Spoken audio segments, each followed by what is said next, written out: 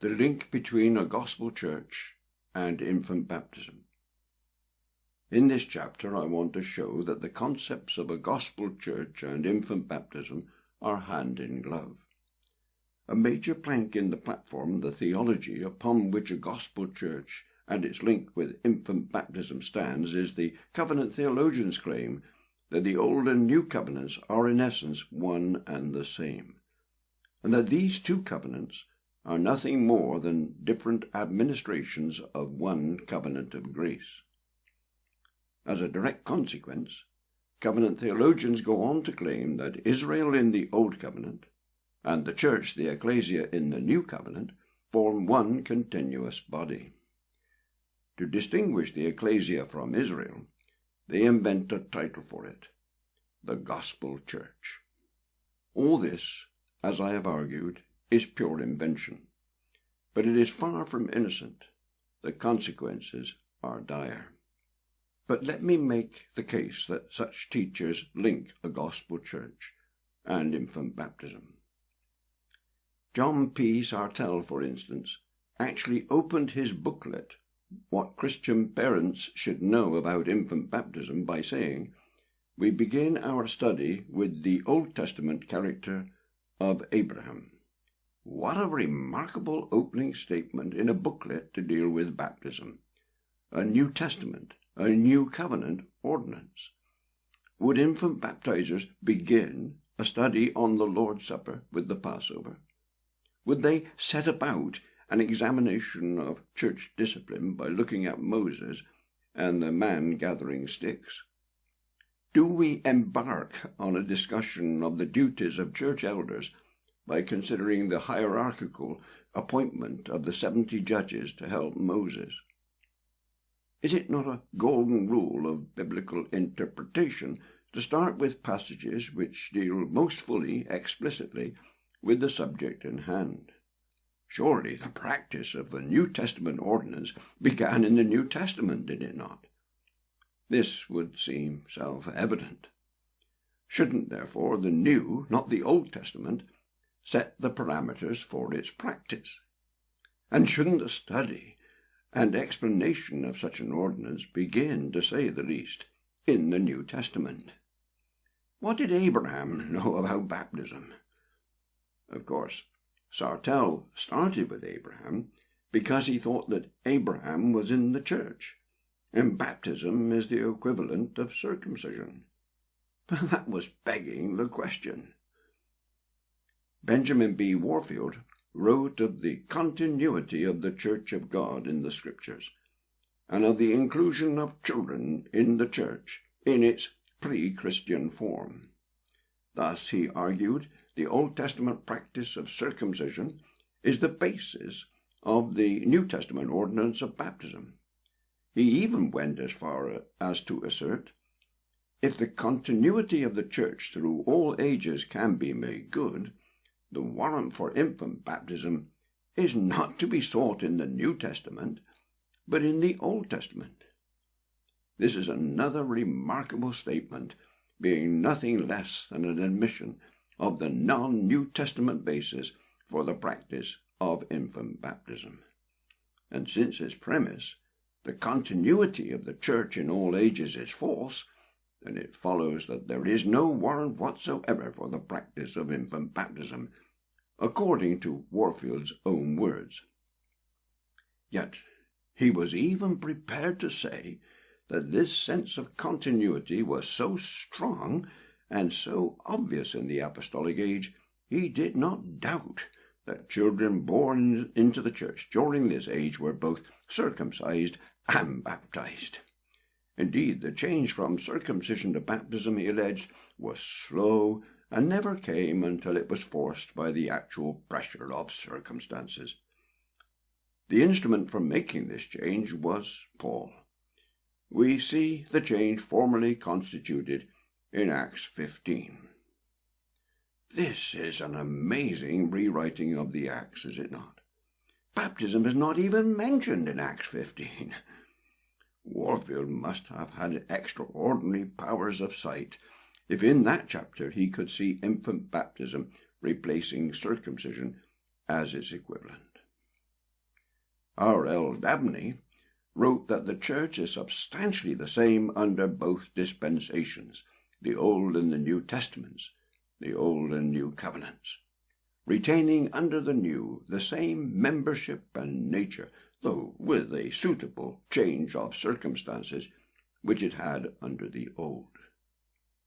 Did Dabney really think that the Israelites of the Old Testament and the saints of the New were members of the same church, and in the same way allowing for suitable differences of circumstances? A. Hodge went even further than Dabney. He boldly stated that the church under the Old Dispensation is precisely the same church with the Christian church under the New. Precisely the same? This entire scheme is based upon a faulty foundation. Actually, it has no foundation at all. The church in the Old Testament is not the same as the church in the New Testament, for the simple reason the church did not even exist in the Old Testament. It is entirely a New Testament body.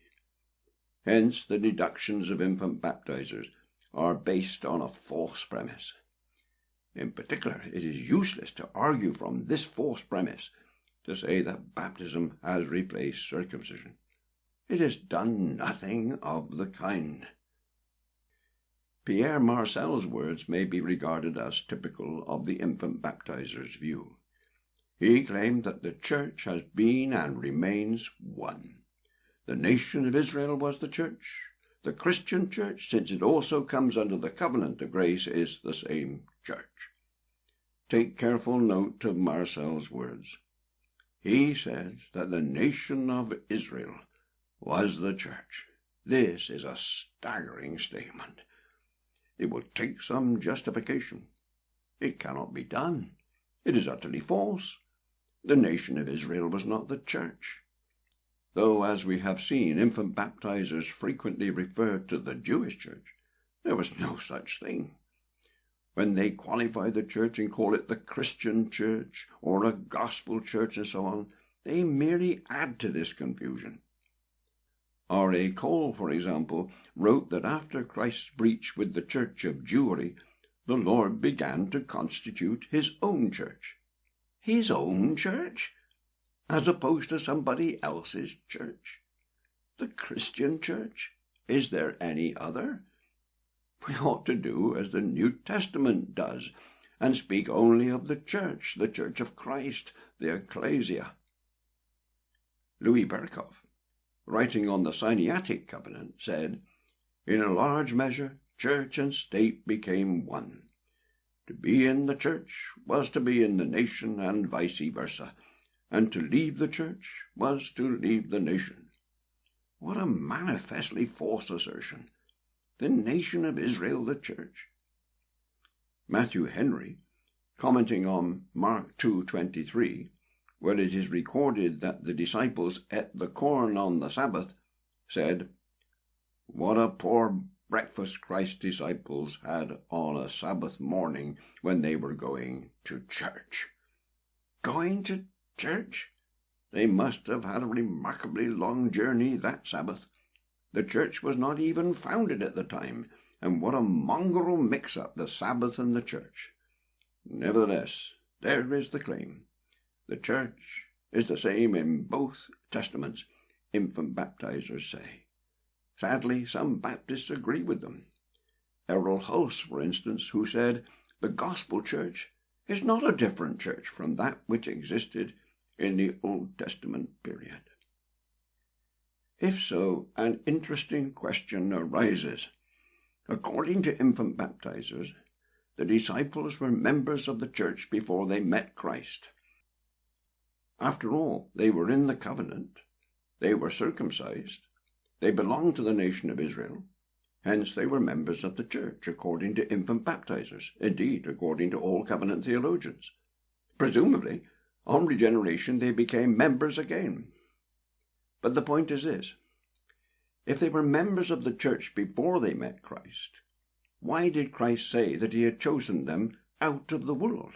John 15, verse 19. According to infant baptizers, covenant theologians, he had chosen them out of the church. Furthermore, if Jews had been properly admitted to the church by circumcision, why did they have to be admitted to the church all over again by baptism? Why were Jewish converts baptized? Indeed, why, if circumcised, are they today? At first glance, the Authorized Version, the King James Version of Acts 7:38, appears to justify the idea that the nation of Israel was the church, and therefore supports the claim that the church existed in the Old Testament. The verse speaks of the church in the wilderness. This, however, is a misleading translation of Stephen's words. Instead of church, ekklēsia should here be translated congregation or assembly. The Greek word means a gathering of citizens called out to a public place, a gathering or throng. In the Greek version of the Old Testament, the Septuagint, the word is used for the assembly, throng, or gathering of the Israelites, and that is how Stephen used it. Unfortunately, the Authorized Version, for reasons of its own, translated it badly by the word church, which in the New Testament takes on an altogether different meaning, being used in a technical, specialized sense, peculiar to itself. In these New Testament terms, it now means a church, a covenanted body of baptized saints gathered in the name of Christ for the worship of God, and so on. But Stephen did not intend to convey that meaning. He used the word in its Greek Septuagint or Old Testament sense, meaning the throng or assembly of Israel. The Greeks themselves also used exactly the same word to speak of an assembly of citizens convened in a public place to deliberate some particular issue. That is the way the very word translated church in Acts 7:38 is used in Acts 19:39. Nobody would dream of translating Acts 19:39, the lawful assembly, a legally gathered assembly of citizens or court, as the lawful church. Stephen's words, badly mistranslated in the Authorized Version, do not in any way support the claim that the church existed in the Old Testament. It has nothing to do with it. The church, the word used in the spiritual New Testament or Christian sense, the New Covenant sense, is, as I say, entirely a New Testament body. How could it exist in the Old Testament?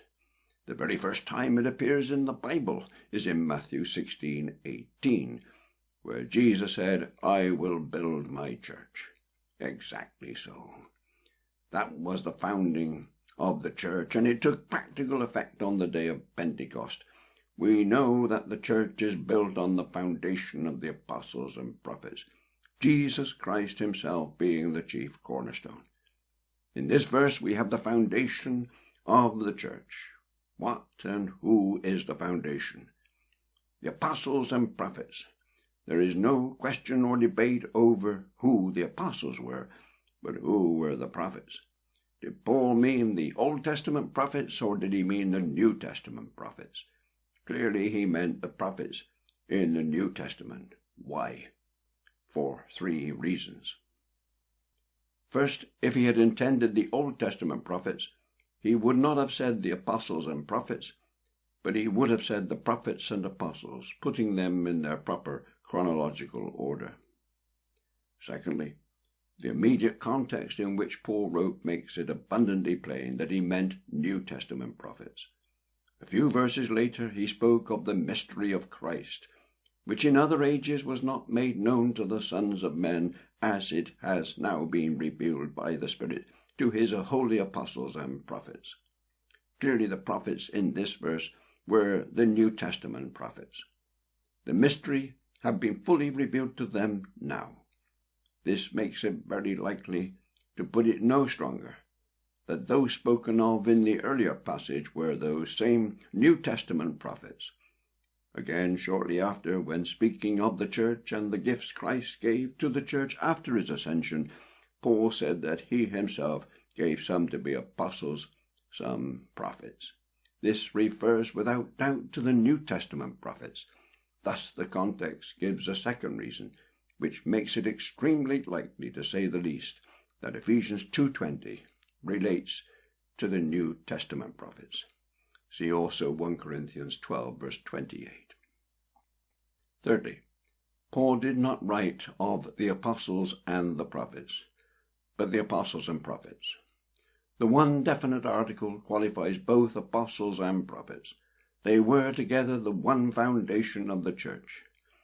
They were the joint instrument through which God revealed his truth to found the church, with Christ the chief cornerstone.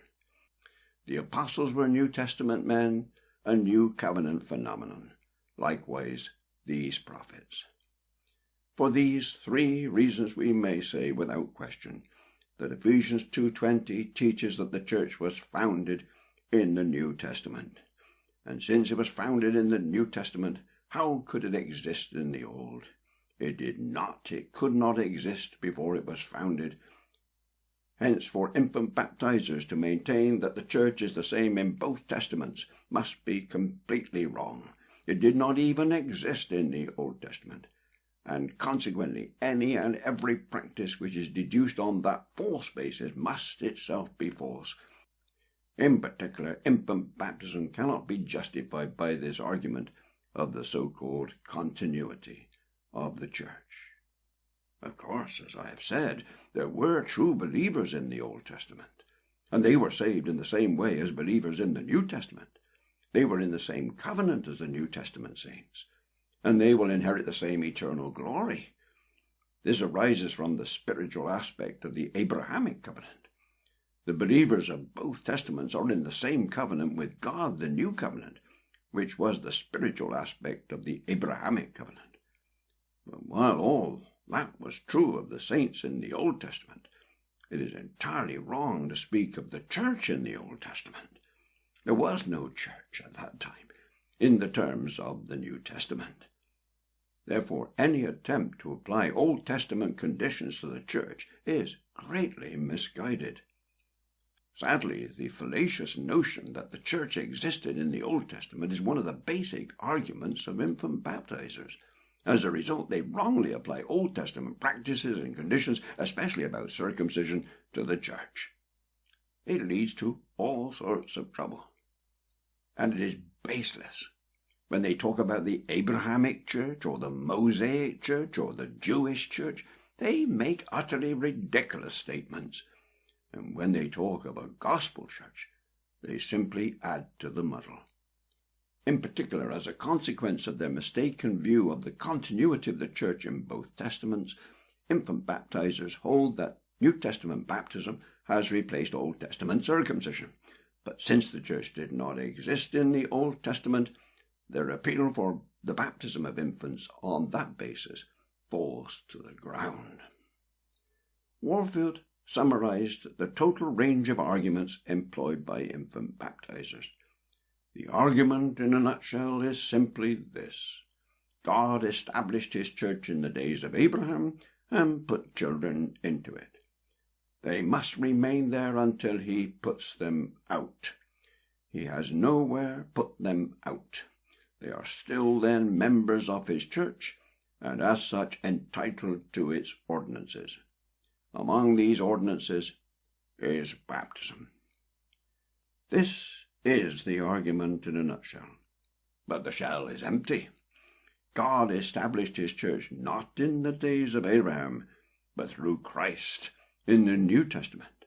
Israel was not the church. Furthermore, God never did put children into his church.